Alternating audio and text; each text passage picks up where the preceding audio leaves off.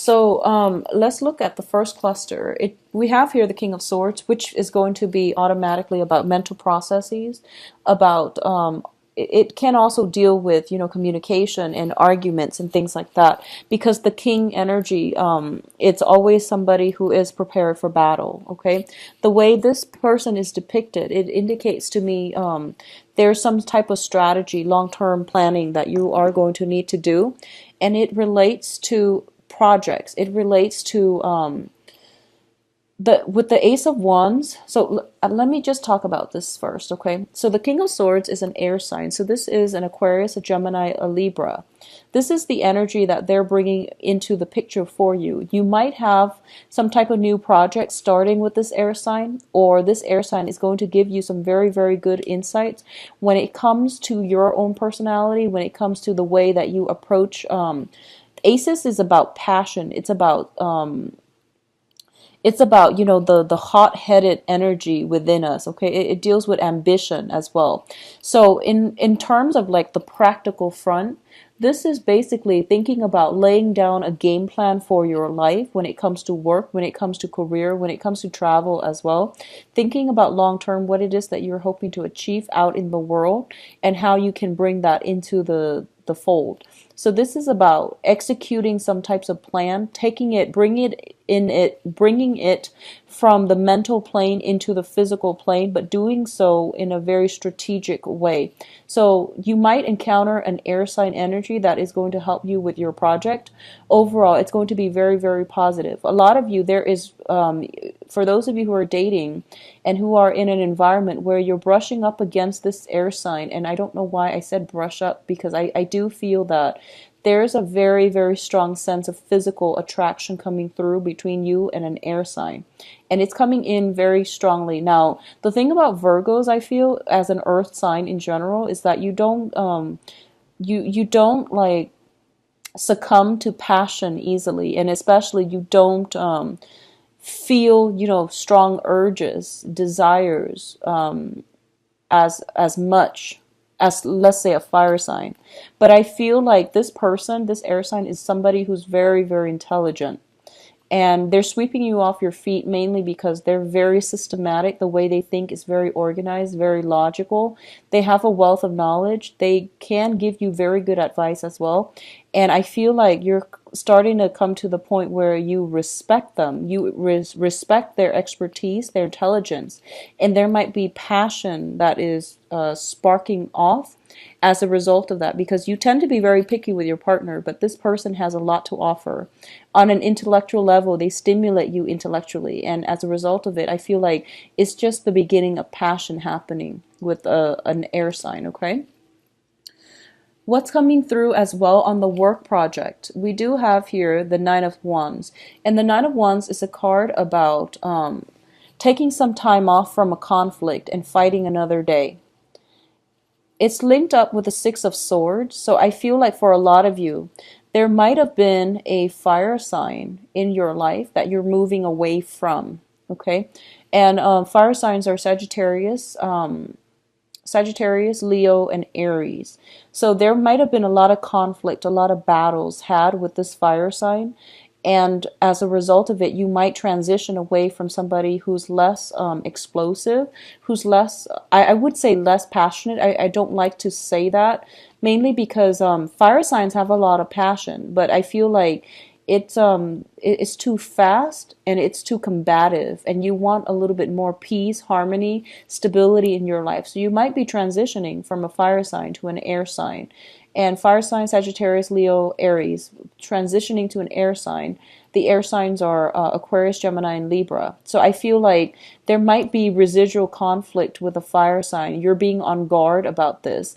Or there might have been a pattern of recurring like conflict with a fire sign, and you're a little bit jaded when it comes to approaching new people and approaching new relationships, interpersonal relationships overall. So you might be a little bit on guard and a little bit hesitant, okay? However, what I do feel overall is it is an end to conflict because you're taking the smart route. If you've had conflictual like interactions with another person, you're finding a way to move away from it, and you're also in a place where you're not going to let it affect you. You're going to take a preemptive strike by diffusing a situation, by not engaging in conflict and just moving yourself away. So overall, it looks to me to be very positive. In terms of major transitions happening in your life, we do have the Death card as well as the Hierophant. First of all, both of these cards together, the Death card deals with major transformation. The Hierophant deals with modes of beliefs, ways of doing. It can also indicate family situation as well. My first interpretation intuitively when I see these cards is your perception of family, your perception of, marriage, institutions, belief in a work environment, these things are going to change. So for a lot of you, you might have a renewal when it comes to family values. So you might realize that a lot of the things that you were brought up to believe, those beliefs are outdated. And you are going to have to forge new value systems and new beliefs for yourself. A lot of you might be honestly leaving an environment where you are employed under somebody else in a very hierarchical, in a very structured institution. It can be a big company, and you're starting to realize there are so many inefficiencies within that work situation. So then you're moving away from it and you're starting something brand new. You could be starting with a smaller company, or you can be transitioning as well to self-employment, okay? A lot of you, this overall can indicate a divorce, walking away from a long-standing, stable relationship where you thought you would get married, or you were living together and acting almost as if you were in a marriage with one another. So it's a long-standing relationship that is no longer serving its purpose, and you are going to have to walk away. So those are the ways in which it can play out. And I do feel for a lot of you, you might have been involved here with a fire sign. There is somebody making a comeback in your life, and this card keeps showing up for all the signs, mainly because we are in the Mercury in retrograde time frame, which brings about a lot of people from your past. You are also very hesitant about exes and people from your past popping back in, because you're done and over and you want to move on, but something keeps drawing you back in.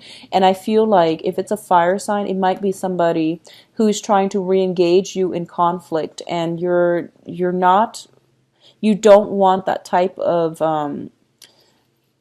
conflictual, energy constantly in your life. So you have already moved on, and it feels to me as if they might not have moved on, okay? I don't feel conflict with the air sign, because I feel like more passion with the air sign, but there is like a deep-rooted relationship, possibly with a fire sign, that you're trying to move away from here with the Six of Cups as well as the Princess of Wands. I feel like this is a brand new energy. This might be somebody from your past, and I do feel that there is a sense of recklessness about them. I feel like they don't know how to fight fair. They might be a little bit passionate and explosive. They might not know how to verbalize what it is that they're feeling, what it is that they're thinking. They might not know how their actions affect others. So there is a little bit of self-absorbed type of energy associated with this relationship. So it's a young energy, because the Princess of Wands is usually like a Page of Wands. Page of Wands are a little bit more unreliable. So I do feel this is somebody possibly coming back in from the past that you've moved away from, but they're trying to get your attention, and they're trying to re-engage you in conflict, okay? In terms of your advice, Virgos, it's funny, Virgo readings are very, very straightforward. It's usually, black, white, yes, no, and it's just pretty directed, which I'm very thankful for, by the way. We do have the Five of Pentacles, the Eight of Swords, and the Eight of Cups. So you have two eights here. And the eights are all about income generating potential and endeavors. So I feel almost as if for those of you who are shifting away from, stable employment with a big company where things are just really annoying and aggravating and people are not pulling their weight, and there's a lot of driftwood just around and it frustrates you. transitioning to a situation where you are self-employed is going to be very beneficial for you. You have 2 8s here, which indicates to me as well you have a lot of expertise, know-how. The only thing that you're hesitant about is a lot of the times you like to work behind the scenes. You don't really want to be in the spotlight, but you have very strong work ethics. You have a very systematic way of doing things. So I feel like you would be best in a supervisory role. A lot of the times, it takes me back to this ancient saying, which is that the person that wants to wield power are probably not great leaders, but the ones that don't want it, that they should lead. And I feel like that's what's happening here. You don't want to be in the spotlight so much, but I feel like out of all the people that are vying for that position of leadership, you might be the most suitable one. So it's just kind of like putting your needs for more behind the scenes work. I feel like the spotlight should be shining on you. That's where you're going to make the most difference. It might be uncomfortable at first, but that's where you're going to make a lot of traction. That's where you're going to institute like major structural changes within an organization or within a work environment. So that's what I'm sensing here, because the King of Wands, the King of Swords is somebody who they make the right decisions. They know how to work smart. And I feel like that's what you're doing. You're very efficient. And you have some great opportunities coming through for you as well on the work front. So don't worry, okay? I feel some work situation, especially coming through in May. If you're thinking about leaving your current job because you're no longer emotionally satisfied, or you're dealing with combative people at work, there will be new job opportunities in the May time frame. I feel that strongly, and I feel that it would be very beneficial for you to try to look for some work after the Mercury in retrograde period. Don't get yourself in a situation where you accept a job during Mercury in retrograde and the job description is like nothing related to what you're doing. So just be careful about that, okay? What I'm also feeling in terms of the financial situations right now, I feel like there might have been a major dip. We have the Five of Pentacles here. Within the past 5 months, there might have been a lot of major dips in the financial sector, which could be, just like spending, fixing house, fixing property, just money coming in. So this is the month in which things are starting to stabilize on the financial front. You are getting money that is promised to you or that is coming through, and you're going to save it. So you're going to be very cautious about spending as well, which is like which is really good. There might be some, honestly, a lot of you might have been dealing with divorce situation. Assets are being halved as well. So it seems to me as if there might be a little bit of a decline in the way in which you're spending money. You are holding on protectively to your money, and that would be a good move. But I do feel the money situation is not, I don't really worry about Virgos when it comes to spending, especially out of all the signs, Virgos and Capricorn. I don't feel that you're, extravagant spenders. So I wouldn't worry about that. But I do feel that the whole concept about, our own, knowing our own sense of self-worth, not re-engaging into conflictual situations with other people, even when they're like provoking us. That is something you're starting to come to realize for this month, and it is going to be very favorable for you, okay? A lot of the times, with all these 3 cards telling me, and it's a very similar energy to what I was getting for Aries, so a lot of you might be romantically linked up with an Aries. I'm sensing that it's kind of like, pick your battle. It's basically pick your battle. And I feel like a lot of the times too, and the energy is similar, Aries or the fire signs, they do want to, get their point across and have the last word. Whereas for you, you want the last word. Everyone does in arguments, we have to get our point across. But for you, it's more from like coming from a place of mutual understanding. You want the other person to agree with what you have to say, because a lot of the times you are very reasonable. And it's basically, if there are very, very many jarring differences between you and another person, it basically means they're not on your same wavelength and they're not ready yet at that point in their life to hear those messages that you have to say. So cut your losses, pick your battles, move away from fights that you cannot win. Okay, it's going to be so much better for you, because we can't constantly, teach other people. They have to learn these life lessons on their own. A lot of the times, life lessons don't really hit home until people are at the time in their life, at the right moment, in order for them to hear what it is that the universe is trying to tell them. So just keep that in mind and try to let a situation go that is no longer working. You don't owe them anything. You don't owe an explanation. You don't always need to have the last word. You don't always need to have that sense of closure. With both of these cards, I feel like, the whole karmic situation ending. So let's put them all in perspective, because I feel like everything's going fine in your life. You're moving on. You're in a good spot. But I feel there's a lot of guilt. I feel there's some guilt coming in from your end, and let me just explain this situation. So it seems as if both parties are kind of cast out in the cold. They made a vow to, stick by one another. One party is walking away, and the other person is kind of left wondering, what exactly happened. So I hope you can see it based on these cards. They made a vow to stay together. The karma is done and over with. And sometimes karmic relationships, teach us a lot about ourselves. It deepens our understanding about life, about what it is that we need in order to be happy, and about our purpose in life.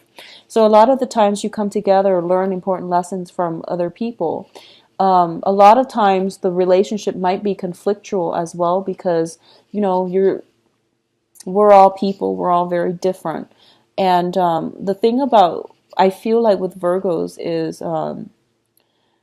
when a relationship ends, you think that it's a personal failure on your end, because you're perfectionistic. If there's a problem, there has to be a solution. And when you're dealing with other people, there, especially if it's a karmic relationship, there are problems for sure, but maybe sometimes there isn't a solution. But you feel that walking away, you feel like leaving, like walking away without like a solution, you feel like it's a personal failure. So don't get into that mentality. Sometimes relationships fall apart because they have run their course, the karma is complete, and it's time for you to move on. The other thing I'm looking at here is, for you or your partner, I feel like someone is walking out and the other person is kind of like left holding the bag without an explanation. If you don't feel you have the explanation, I do feel it might come to you in May. I feel like it might come to you in May. If the other person have walked away from you and you're just like left holding the bag without any type of closure, I do want you to take some time and just, accept the fact that they're gone, and not dwell on the fact that you might need closure, because I feel like something is ending in your life and it's okay to let it go, because by constantly, cycling through it, expecting them to come back and finding some type of closure, or, you like to make sense of things. You want to figure out why something is this way. And when it comes to dealing with human relationships as well, you take the same approach, which is, why did they walk away? There has to be a logical explanation for it. And when you're dealing with another person, you might not have that type of closure that you're looking for, okay? So let the questions kind of subside for now. The answers will come to you. It will come to you. And when it does, it's not really going to matter that much to you. The bottom line here is there is some completion of karma. There was a conflictual relationship and it's being brought to its end. And the end is basically the other person has to walk away. Otherwise, it's going to be a recurring pattern. Okay? So I feel like coming into that conclusion for yourself is going to be the best form of closure that you're going to get, especially for this month. Okay?